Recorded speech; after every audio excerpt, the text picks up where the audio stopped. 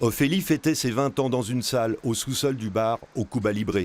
Mais l'anniversaire tourne vite au drame. Les bougies du gâteau embrasent le revêtement mural et la moquette. Les convives intoxiqués par les émanations et les flammes sont piégés en quelques secondes, d'autant que l'escalier trop étroit empêche toute fuite.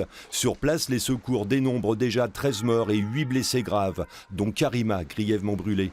Transportée à l'hôpital Saint-Louis à Paris, elle décédera un mois plus tard, portant le bilan à 14 morts. À l'époque, l'une des rares rescapées décrit une scène apocalyptique.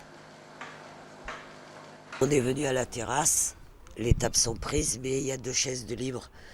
Donc j'ai commencé à m'asseoir et d'un seul coup, j'ai vu tout sauter. Directement, de la fumée, des grosses flammes, tout a explosé, les chaises ont volé, tout.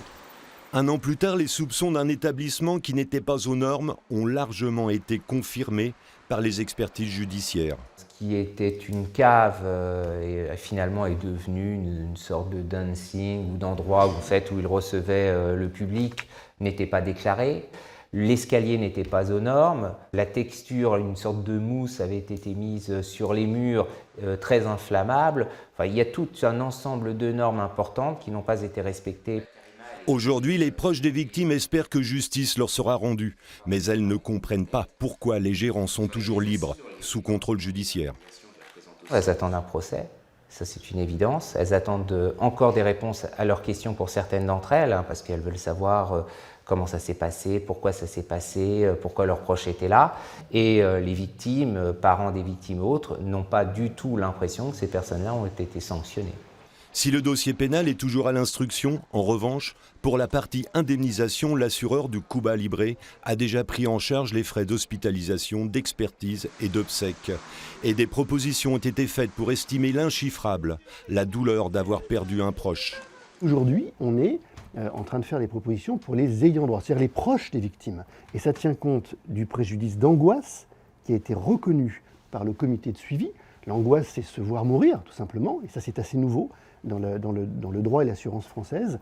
La deuxième chose, ce sont toutes les provisions qui ont été faites pour l'ensemble des personnes blessées, tous les frais aussi économiques, et puis évidemment, il y a tout le préjudice moral pour les proches des victimes.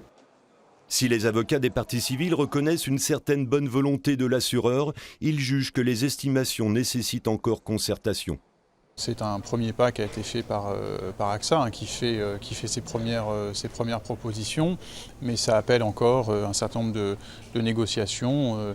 Voilà, les victimes essayent de se concerter, d'avancer de manière cohérente et pour trouver un accord qui puisse satisfaire tout le monde. Le procès en correctionnel des 2 gérants interviendra dans 1 an ou 2. Ils pourraient comparaître pour homicide involontaire par imprudence avec circonstances aggravantes. La peine encourue serait alors de 5 ans d'emprisonnement.